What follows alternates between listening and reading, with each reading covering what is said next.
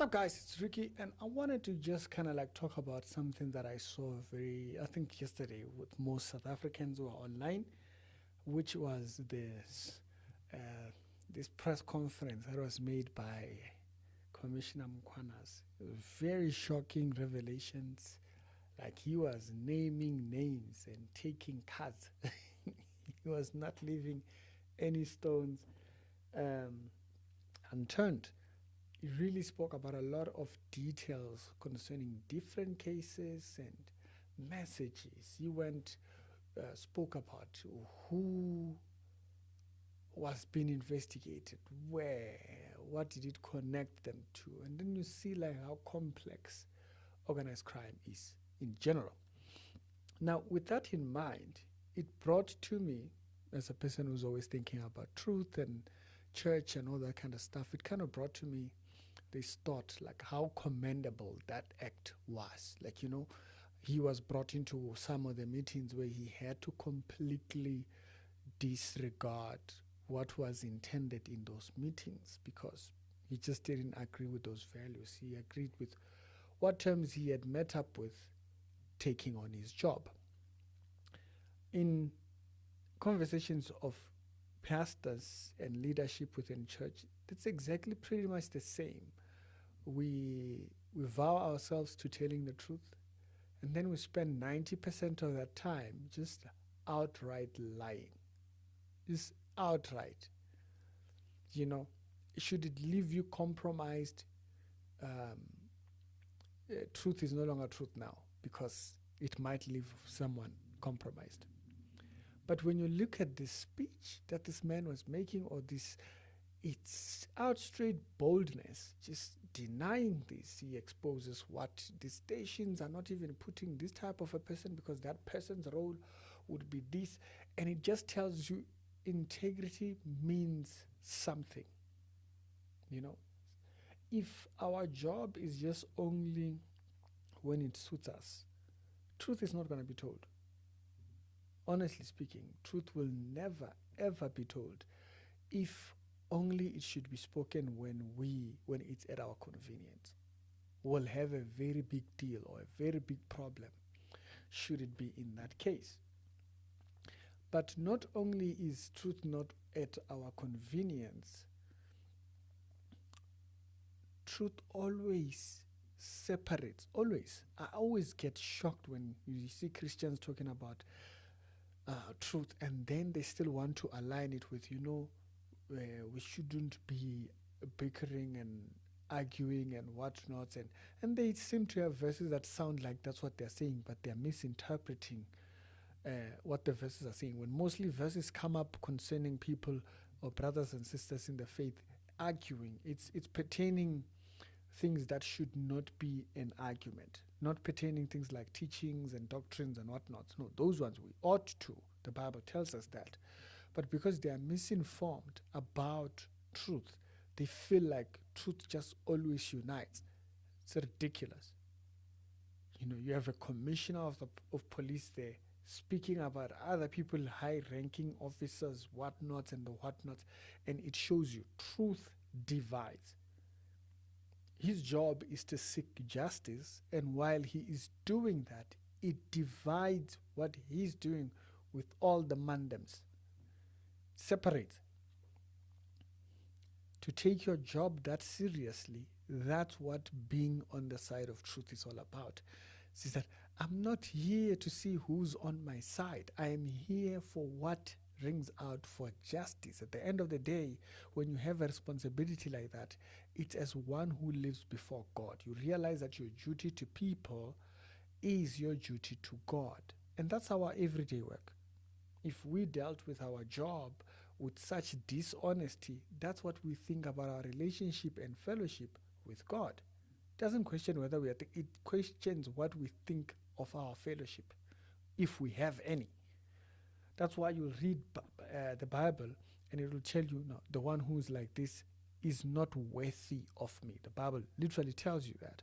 It's because even in rewards in Revelation, it speaks within that tone. I think it's chapter number 16 where it says, this type of a person is not worthy of him. Meaning what? That person has not valued what comes with fellowship with him. Why? Because truth is not center. They will compromise it when it needs. They will bend it when it needs. Truth is never, ever center. So what happens is that you'll spend all day arguing with this person, because the center is not truth. The center is whatever pleases them. Whatever makes them happy, that's it. So we have this division in between two different types of Christians nowadays. People that are on the side of truth and people that are compromising truth. It's not that they don't know truth, they compromise it. And those are the people that you will hear always talking about, we must be loving each other. That person has a warped view of truth. It's not love. They've fouled truth first before they can get to a mixed version of love. So because they are their version of truth, because in truth, correction is part of truth. Parents, when they are correcting a child, they correct the child out of truth. So you see, it tells you the division. Truth divides. Truth makes clear. Truth makes clear. It separates. Truth has accountability. Truth has a recognizable trace within it. You can't fake it. You can tell it halfway, but it will be clear when you are telling it halfway. It's very defined. Whether it's for you or against you, truth stands by itself. Truth has no friends. You agree with it. It's not truth because I said so. It's truth because it is truth. So in spite of me saying it, it is truth. So that means that truth, there is a point when truth is against me. Now, a person who twists and compromises truth, they don't understand that. That principle is not intact. So you can't trust that person even in their personal life. Because why? The truth is being warped at a public space, because even in their private life, it's the same way. A charlatan is not a charlatan only in the public space. They're not just lying to people out there. They do the same even in their private life. A person who's overly assertive, they just want to put their fingers in everything. That person is exactly the same even in their personal life. They are a charlatan in public. They are the same way even in their private life. Why? Because it's a recognition of truth. What truth do they recognize in public? What truth do they recognize in things? Do you think there's two different truths? No, there's only one. They compromised in the public is because they are such compromised in their private life. And so that's the kind of like thought that I was having concerning this particular speech. Once I saw it, I was like, there's so much to learn from that. He's not looking for who's going to side with him. He's not looking for who's going to be friends with him. Outright, this is what the truth is. We investigated. This is what we found. This is what we found. Whoever's name comes up, I see, yes. If your name is on the list, it's just coming out. Why? Because that's truth. That's how it handles. That's how it behaves in the public service. If it's against me, it remains truth. Even if it's spoken by me, it remains truth. Recognizing that it's what brings people to salvation. It's because we recognize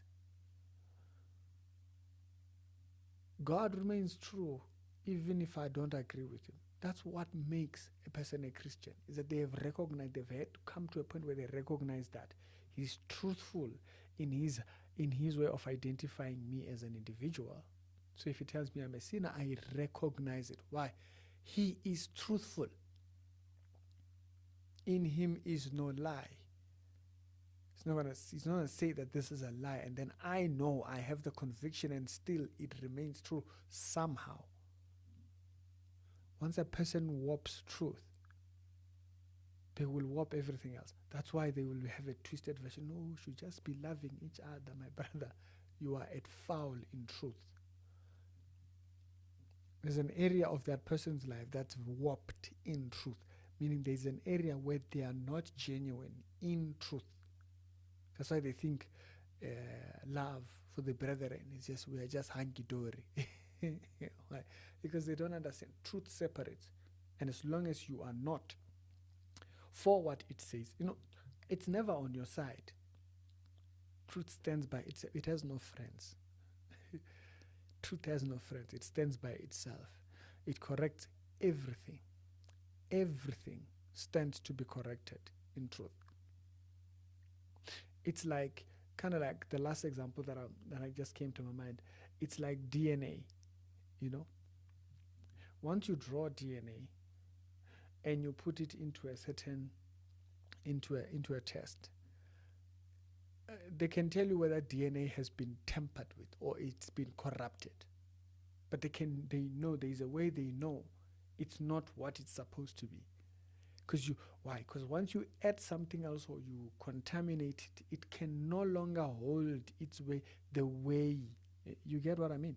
Is that when they say DNA has been tampered, is that if you mess with it, you won't make it something else. It's like adding whatever you want to add or whatever you want to do.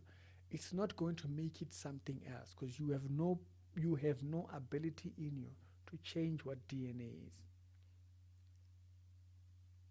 It's intact. It remains like that.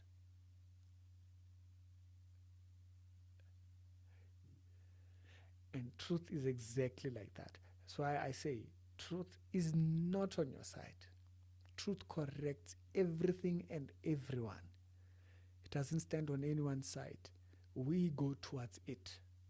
That's why in John chapter number 1 it says, for everyone that loves truth comes to the light. And it tells you why they don't come to the light. It says those that don't come to the light is because they hate their light. So they can't come to truth. So that's why I'm saying truth is not on your side. You go towards it. And I thought that thought came directly from watching the commissioner. I was like, yeah, truth is by itself, Baba. It stands true. You can't change it. It's just as it is. The question is, are you going towards it or you're going opposite? And as a servant, a public servant, you're a minister, you are an evangelist, you are a Christian who is portraying the faith to other people. That is the greatest lesson to see. Truth stands by itself. If I decide to warp it or twist it, I'm no longer speaking truth and therefore I have departed from. That tells you a lot. Ricky, tell me your thoughts down in the comment section and I'll see you on a later on episode. Have a blessed day.